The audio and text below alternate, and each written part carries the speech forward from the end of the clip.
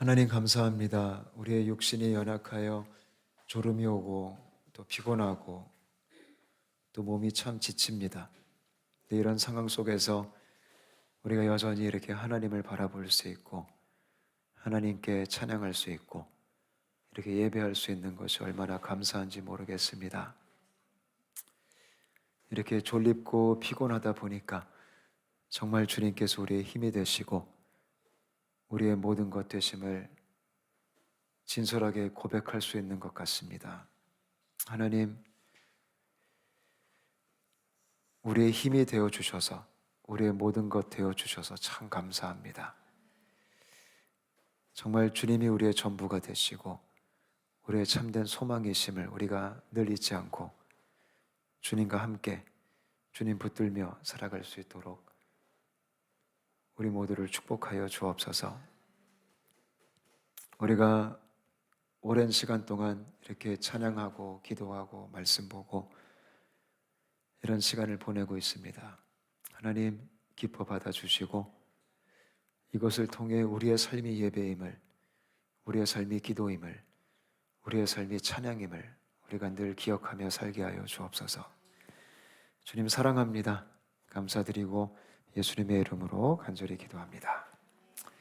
아멘. 우리 옆에 있는 분들에게 인사하겠습니다. 사랑합니다. 축복합니다. 같이 다시 인사하겠습니다. 네. 아까 제가 그 쉬는 시간에 저기 유아실 들어갔는데 깜짝 놀랐습니다. 시체 두구가 누워 있었습니다. 깜짝 놀랐습니다. 우리 마지막 요한복음 17장 20절부터 26절까지 이번에 조금 기니까 저와 여러분이 한 절씩 교독하시도록 할게요. 요한복음 17장 20절부터 26절까지입니다. 제가 20절 먼저 읽도록 하겠습니다. 내가 비옵는 것은 이 사람들만 위함이 아니요 또 그들의 말로 말미암아 나를 믿는 사람들도 위함이니 아버지여 아버지께서 내 안에 내가 아버지 안에 있는 것 같이 그들도 다 하나가 되어 우리 안에 있게 하사 세상으로 아버지께서 나를 보내신 것을 믿게 하옵소서. 내게 주신 영광을 내가 그들에게 주었사오니 이는 우리가 하나가 된 것 같이 그들도 하나가 되게 하려 함이니이다. 곧 내가 그들 안에 있고 아버지께서 내 안에 계시어 그들로 온전함을 이루어 하나가 되게 하려 함은 아버지께서 나를 보내신 것과 또 나를 사랑하심 같이 그들도 사랑하신 것을 세상으로 알게 하려 함이로소이다. 아버지여 내게 주신 자도 나 있는 곳에 나와 함께 있어 아버지께서 창세 전부터 나를 사랑하심으로 내게 주신 나의 영광을 그들로 보게 하시기를 원하옵나이다. 의로우신 아버지여 세상이 아버지를 알지 못하여도 나는 아버지를 알았사옵고 그들도 아버지께서 나를 보내신 줄 알았사옵나이다. 같이 읽겠습니다. 내가 아버지의 이름을 그들에게 알게 하였고 또 알게 하리니 이는 나를 사랑하신 사랑이 그들 안에 있고 나도 그들 안에 있게 하려 함이니이다. 아멘. 이렇게 요한복음 17장이 마무리가 됩니다. 요한복음 17장 전체는 예수님의 기도입니다. 예수님께서 하나님께 올려드린 우리를 위해 기도하신 너무나 아름다운 기도입니다. 그래서 어떻게 보면은 겟세마네 기도 전에 마지막으로 하셨던 예수님의 기도였습니다. 그래서 이 기도는 마치 유언과 같은 기도이고 마지막으로 우리를 축복하는 아주 중요한 기도문입니다. 저는 저와 여러분이 이 기도를 항상 마음에 품고 이 기도를 누리면서 우리가 이 기도를 취하면서 살 수 있게 되었으면 좋겠습니다. 간단하게 복습해 드리면 하늘을 우러러 보시면서 기도를 시작하셨죠. 기도는 위를 쳐다보는 겁니다. 저는 저와 여러분이 항상 위를 볼 수 있게 되었으면 좋겠습니다. 겸손한 자만이 위를 보죠. 휴밀리티, 휴무스, 흙임을 아는 사람이 위를 봅니다. 그런 겸손함이 우리 가운데 있었으면 좋겠고요. 가장 먼저 기도하신 게 뭐죠? 아버지를 영화롭게 하옵소서. 가장 중요한 기도 제목입니다. 그 다음에 기도하신 게 이제 세상에 두고 간 저희들을 위해 기도하셨죠. 우리를 보호하시고 기쁨을 충만케 하여 주옵소서. 저는 여러분들이 기뻐하시기를 바랍니다. 그 다음에 우리가 조금 아까 나눴던 말씀은 거룩하게 하옵소서. 되게 중요한 겁니다. 그리고 이제 마지막이 나옵니다. 마지막은 계속적으로 좀 반복하는 말이 나옵니다. 이 기도문 중에 예수님이 가장 많이 반복하는 게 하나가 되게 해달라. 이 기도 참 많이 하십니다. 아마 이게 그렇게 중요한가 봅니다. 이것이 크리스천의 본질입니다. 우리는 주님과 하나가 된 존재이다. 그가 내 안에, 내가 그 안에 있다. 이 복음의 신비를 저와 여러분이 누릴 수 있게 되시기를 바랍니다. 근데 특별히 우리가 방금 읽었던 말씀은 되게 독특한 표현이 있습니다. 이 사람들만 위함이 아니요 라고 합니다. 참 우리 주님이 앞을 내다보시면서 지금 1차적으로는 이제 중보의 대상이 그분의 제자, 어떻게 보면 이제 직접적으로 이 기도문을 읽는 우리일 수도 있겠죠. 근데 주님의 기도는 거기서 끝나는 게 아니라 우리를 통해서 예수를 믿게 된 사람들까지 포함을 시킵니다. 참 이게 확장이 되기 시작해요. 이게 뭘까요? 바로 예수님의 중보 기도는 선교적인 기도이다라는 겁니다. 이거를 딱 보면 우리가 눈치챌 수 있는 게 뭐냐면 우리 주님은 결국 우리 하나님 아버지는 온 열방이 모든 영혼이 구원에 이르기를 원하신다라는 이 선교적인 열정이 있다라는 것입니다. 이게 정말 참 감사한 거죠. 여러분 우리 하나님이 선교의 열정이 있으시고 선교의 꿈이 있으시기 때문에 오늘날 저와 여러분들도 구원받게 된 겁니다. 아멘이시죠? 만약에 우리 주님이 어떤 이 선교와 영혼 구원의 열정이 없으셨다면 우리는 아마 구원에 이르지 못했을 겁니다. 하나님께서 온 열방을 품으시고 또 구원하시기를 원하셨기 때문에 그 선교적인 비전과 꿈과 열정이 있으셨기 때문에 복음이 지금도 지속적으로 열방 가운데 전파되고 있는 것입니다. 그 결과로 우리가 있는 겁니다. 믿으시죠? 그래서요, 예수 믿는 사람들은 이 꿈이 있어야 될까요? 말아야 될까요? 이 꿈이 있어야 됩니다. 말씀을 받은 사람들, 복음의 기초가 있는 사람들은 반드시 이런 선교적 비전을 품어야 됩니다. 선교는 남의 이야기가 아닙니다. 선교는 우리의 이야기입니다. 그리고 선교는 나의 이야기입니다. 믿으시죠? 선교가 여러분들의 이야기가 되시기를 축복합니다. 가끔 우리가 선교를 좀 너무 거창하고 특별하고 그렇게 막 생각할 때가 있어요. 물론 거창하고 특별할 수 있겠지만 이렇게만 생각하다 보면 우리가 선교를 똑 떼가지고 나와 상관없는 것으로 여길 때가 되게 많아요. 근데 선교는 나와 상관이 없는 게 아닙니다. 선교가 없었더라면 나도 없기 때문에 선교는 반드시 나와 상관이 있습니다.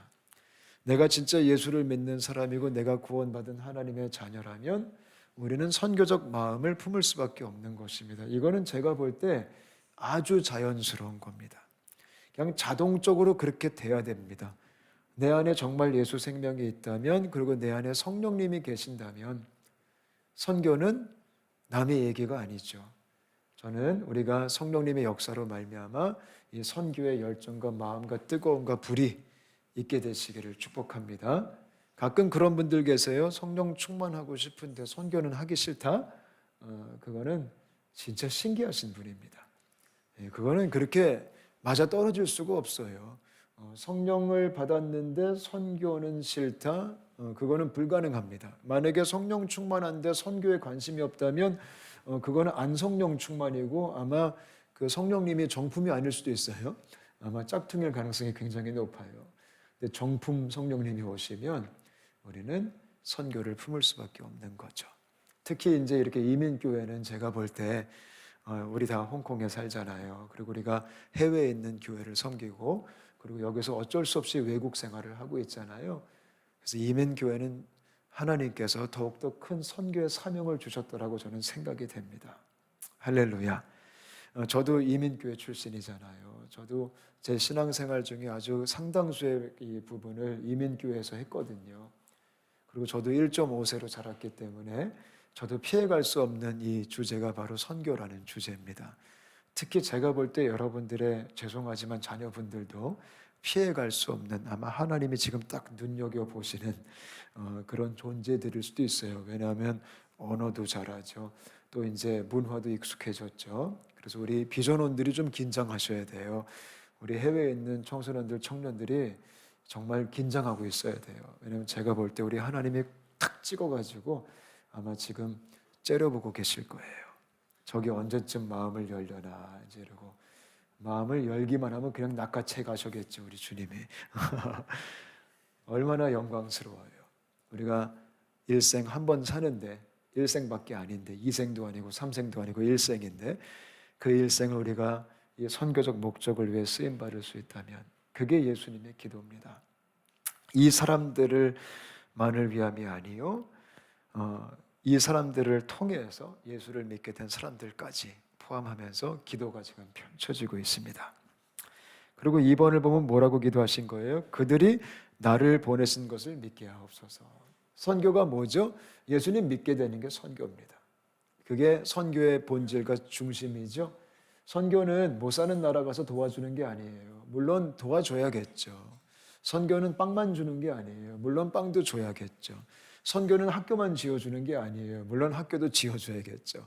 선교는 병원만 지어주는 게 아니에요. 물론 병원도 지어줘야겠죠. 그러나 병원만 짓고 학교만 짓고 건물만 짓고 밥만 주고 집만 지어주고 이러고 끝나버렸다면 그거는 선교가 아니고 구제예요. 선교는 반드시 예수님을 믿게 하는 거예요. 할렐루야. 그래서 이 사역이 바로 예수님이 꿈꿨던 선교적 사역이에요. 저는 이것이 우리 교회를 통해 여러분 한 분 한 분을 통해 이루어지게 되었으면 좋겠어요.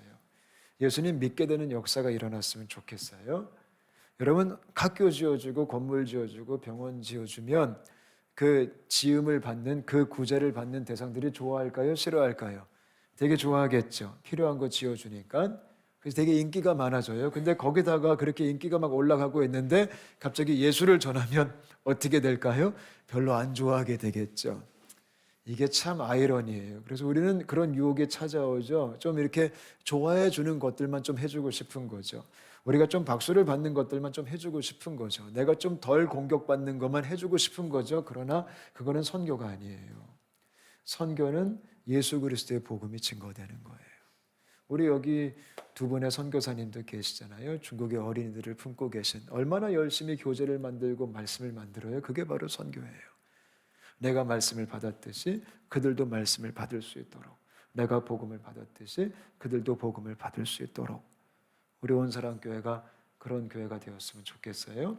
그들도 나를 보내신 것을 믿게 하여 주옵소서. 그 예수님의 고백이었잖아요. 그래서 그 말씀이 이루어지게 되었으면 좋겠고요. 이 예수님의 기도가 우리 교회를 통해 성취되었으면 좋겠습니다.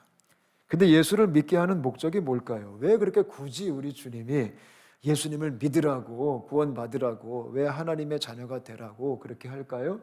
천국 보내시려고요? 물론이죠. 우리 주님은 우리가 천국 가기를 원하시고 구원받기를 원하시죠. 근데 구원의 최종 목적이 뭘까요? 하나님이 왜 그토록 자기 자신을 아끼지 않고 독생자를 주시기까지 우리를 살리셨을까요? 왜 그랬을까요? 그냥 단순히 지옥 안 보내려고요? 물론 그것도 있지만 하나님의 가장 큰 목적은요, 단순히 우리를 지옥 안 보내고 천국 데리고 가려고가 아니라, 물론 그건 당연히 포함되는 거겠지만 이 최종 선교의 최종 목적은 결국 하나님이 그 구원받은 사람들과 함께 살고 싶으신 거예요. 하나가 되었으면 좋겠다. 함께 교제하고 함께 살고 싶다. 여러분, 이것이 하나님의 소원이에요. 이 거창하시고 우주 만물을 창조하신 위대하신 광대하신 전능하신 전지하신 만왕의 왕 되신 하나님의 소원이 우리하고 함께 사는 거예요. 이거 믿으시죠? 그게 하나님이 가장 원하는 거거든요. 하나님은 모든 영혼들과 함께 하나가 되어 살고 싶어 하세요. 그게 말씀에 적혀 있어요. 여러분 한번 찾아볼까요? 데살로니가 전서예요. 데살로니가 전서. 제가 이 말씀 너무 좋아하거든요. 데살로니가 전서 5장이에요. 5장 10절이에요. 데살로니가 전서 5장 10절. 참 예쁜 말씀입니다. 예쁜 말씀인데 한번 같이 읽어볼까요? 시작. 예수께서 우리를 위하여 죽으사 우리로 하여금 깨어있든지 자든지 자기와 함께 살게 하려 하셨느니라. 아멘. 너무 우리 주님 귀엽지 않으세요? 예수님께서 우리를 위하여 죽으사 우리로 하여금 깨어있든지 자든지, 지금 여기도 깨신 분이 있고 자는 분이 계세요. 근데 자기와 함께 살게 하려 함이니라. 이게 하나님의 소원이에요. 우리가 깨어있든지 자고 있든지 주님과 함께 살았으면 좋겠다. 나와 함께 살자. 이게 예수님의 초청이에요. 십자가를 통해 예수 그리스도의 복음을 통해 이 초청을 해주신 거예요. 우리가 깨든지 자든지 영원히 하나님의 집에서 주님의 얼굴과 얼굴을 맞대어 보면서 살았으면 좋겠다. 그만큼 사랑하는 거죠. 사랑하면 같이 살고 싶잖아요. 그죠? 이 남녀가 데이트하다가 왜 굳이 결혼을 해요? 같이 살고 싶어서. 굳이. 사실 그리고 또 막 싸우잖아요. 굳이 또 결혼해서 그렇게 싸우는데 그래도 또 굳이 결혼해서 굳이 살아야 되니까 이제 그냥 그게 사랑이죠. 우리 주님은 그걸 원하시는 거죠. 우리와 함께 영원히 살고 싶은 거예요. 여러분 지금 되게 비몽사몽하시죠? 저도 되게 비몽사몽한데 제가 아까 그런 생각했어요. 성경 말씀 보니까 비몽사몽 중에 주님 만난 사람 꽤 있어요. 제가 볼 때 이 비몽사몽이 은혜 같아요. 비몽사몽 중에 사도 바울은 천국까지 갔다 왔잖아요. 그죠? 비몽사몽 중에 다니엘도 막 환상을 보고, 비몽사몽 중에 에스겔은 어디 끌려가고. 그래서 지금의 비몽사몽이 은혜인 거 믿으시기 바래요. 아마 제가 볼 때 이번 설교 끝나고 이제 비몽사몽 간에 기도할 때 여기 있는 분들 어디 끌려갈 수도 있어요. 그래서 이런 비몽사몽의 은혜를 저희가 좀 종종 누리게 되었으면 좋겠습니다.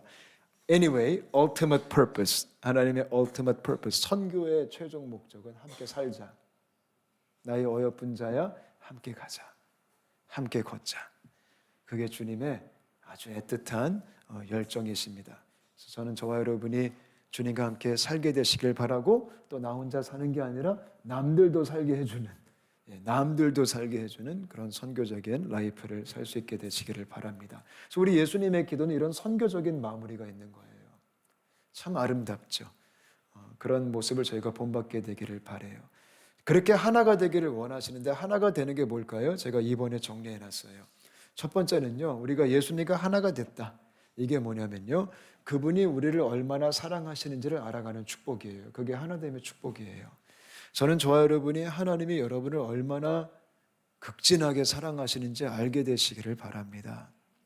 여러분, 하나님이 나를 사랑하는 거 아는 게 축복이에요. 사실 하나님이 나를 얼만큼 사랑하는지 알아야지 내가 뭐 할 수 있는지 아세요? 하나님이 나를 얼만큼 사랑하는지 알 때 내가 그때야 비로소 하나님을 사랑할 수 있거든요. 하나님의 사랑을 아는 만큼 사랑해요. 인간은요, 받은 만큼 주거든요.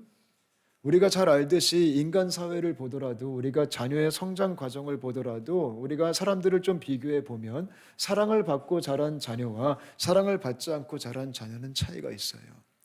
사랑을 받은 사람은 사회생활을 하면서 사랑을 더 쉽게 하더라고요, 보니까. 왜냐하면 사랑받는 게 익숙하거든요. 근데 사랑을 받지 못한 자녀들은 안타깝게도 사회생활할 때 사랑을 잘 하지 못하더라고요. 똑같은 원리가 적용돼요. 신앙적으로도 마찬가지예요. 우리가 하나님의 사랑을 알면 알수록 그 깊이와 넓이와 높이와 그 길이를 우리가 알면 알수록 더 하나님을 사랑하게 되는 거예요. 저는 저와 여러분이 주님이 여러분들을 얼마나 사랑하시는지 알게 되시기를 축복합니다. 많은 청년들이 저한테 질문한 적이 있어요. 목사님, 하나님이 나 얼마나 사랑하는지 모르겠어요. 그러면 우리가 뭐를 보면 될까요? 제 뒤에 답이 있어요. 십자가예요. 하나님이 나를 얼마나 사랑하는지 모르겠다. 그러면 눈을 들어 십자가를 보면 돼요. 그만큼 사랑하시거든요. 십자가가 뭐예요? 내 대신 죽으신 장소잖아요. 내가 아직 죄인 되었을 때에 죽으신 곳이잖아요. 그만큼 주님이 우리를 사랑하시죠. 그거를 믿을 수 있게 되시기를 바라요. 그게 하나됨의 축복이에요. 두 번째는요, 하나됨의 축복은 예수님이 이런 말씀하세요. 그 영광을 보게 하여 주옵소서. 24절이죠. 나의 영광을 그들로 보게 하시기를 원하옵나이다. 이렇게 말해요. 하나됨의 축복은 우리가 예수 그리스도 안에서 생명을 누리고 하나님의 자녀가 되면 그분의 영광이 얼마나 아름다운지를 알게 되는 것, 그게 축복이에요. 여러분, 하나님의 영광이 얼마나 위대한지를 아십니까? 하나님의 그 풍성한 그 은혜가 얼마나 대단하신지를 아십니까? 이거를 알 수 있게 되시기를 바랍니다. 하나님의 영광은 기가 막히죠. 그래서 사도 바울이 에베소 교인들을 위해 기도할 때 그 기도하잖아요. 지혜와 계시의 영을 주사 하나님을 알게 하시고 그 풍성한 영광이 얼마나 대단한지를 알게 하여 주옵소서. 이게 생명 안에서 누릴 수 있는 축복이에요. 이게 하나됨의 축복이에요. 그 영광을 보는 거죠. 아멘. 여러분, 그 간혹가다 우리가 보면은 하나님께 좀 극단적으로 헌신한 사람들이 있죠. 그죠? 아니 뭐 저렇게까지 살아? 그죠? 좀 대단하죠. 모든 걸 다 바쳐서 주님을 따르는 사람들. 그죠? 제가 그렇게 좀 인정하고 제가 존경하는 분 중에 이제 김용희 선교사님이란 분이 있어요. 저의 멘토 중에 한 분이신데 그분은 제가 보면 참 대단하세요. 어떻게 저렇게 살지? 어떻게 저 정도까지 헌신하지? 어떻게 저 정도까지 주님을 사랑할 수 있지? 참 신기하다. 똑같이 예수 믿는데 왜 저럴까? 어떤 차이가 있을까요? 그렇게 아주 이 고난이도, 이 고강도 헌신자와 이 약간 좀 저강도 헌신자의 이 차이가 뭘까요? 이 영광을 아느냐의 차이예요. 이 영광을 아는 사람은 그게 얼마나 좋은지 알기 때문에 거기에 헌신한 거거든요. 그 가치를 알기 때문에 그게 정말 존귀하고 영광스럽고 세상 그 어떤 것보다 그 누구와도 바꿀 수 없기 때문에 그거를 알기 때문에 거기에 헌신한 거거든요. 그 차이가 있는 거예요. 그러니까 헌신의 차이는 영광의 알의 차이예요. 영광을 보고 못 보고의 차이예요. 저는 저와 여러분이 그 영광을 봄으로 헌신할 수 있게 되시기를 바라요. 그러니까 사랑을 알면 사랑을 하게 되고 영광을 보면 헌신을 하게 되는 거예요. 그래서 그 축복이 우리의 축복 되었으면 좋겠어요. 아멘. 그래서 헌신하신 분들 너무 불쌍히 여기지 않아도 돼요. 아이고 너무 고생하십니다. 좋아서 하시는 거예요. 아무도 못 말려요.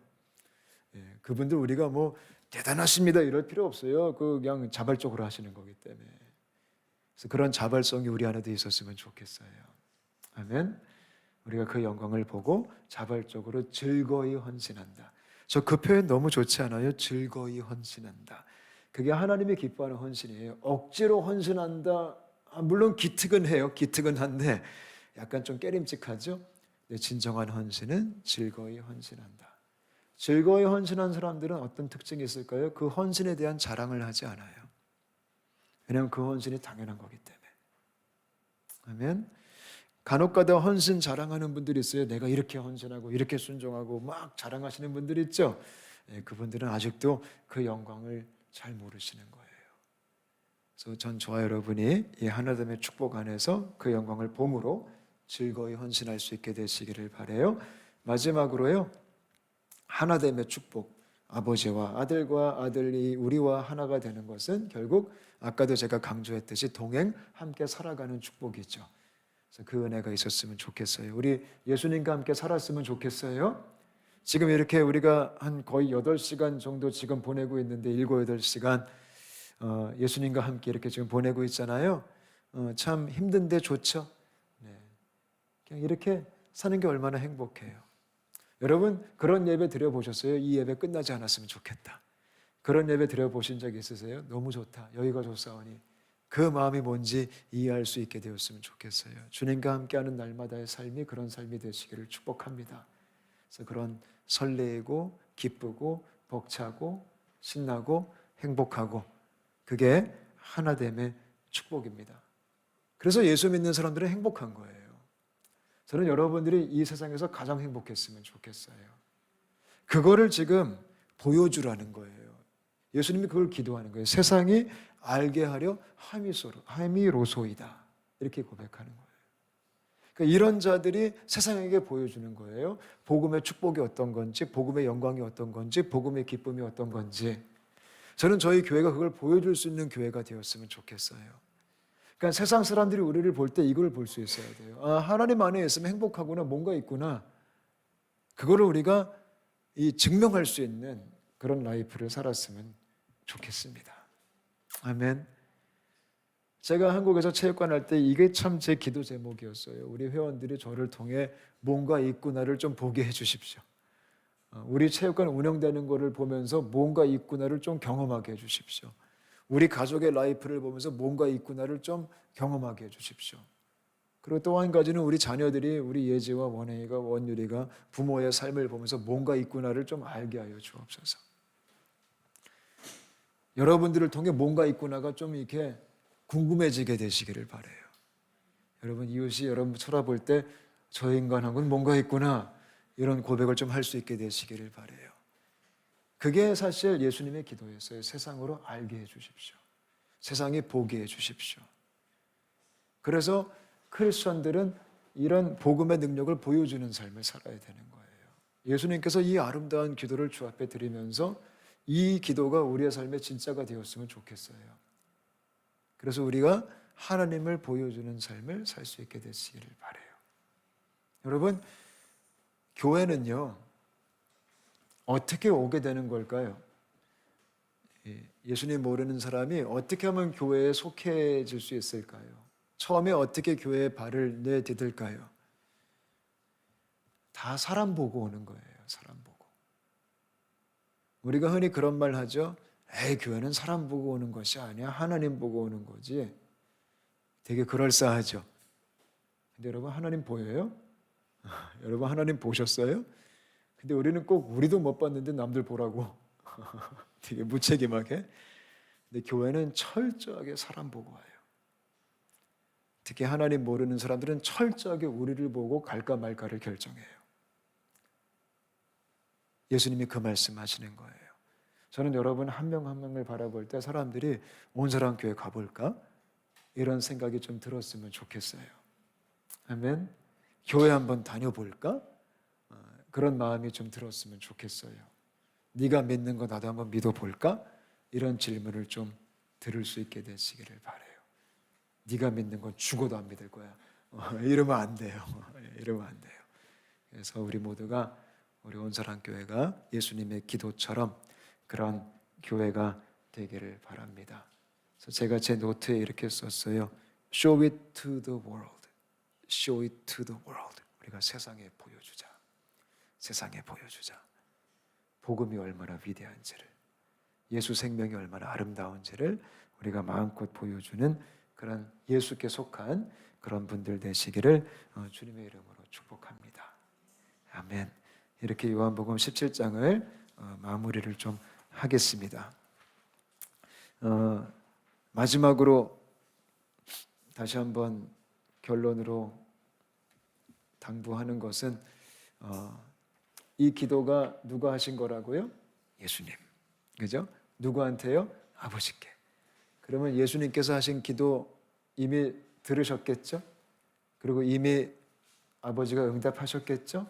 그럼 이 기도는 이미 이루어진 거겠죠? 이것이 계속적으로 우리를 통해 이루어지게 되시기를 바랍니다.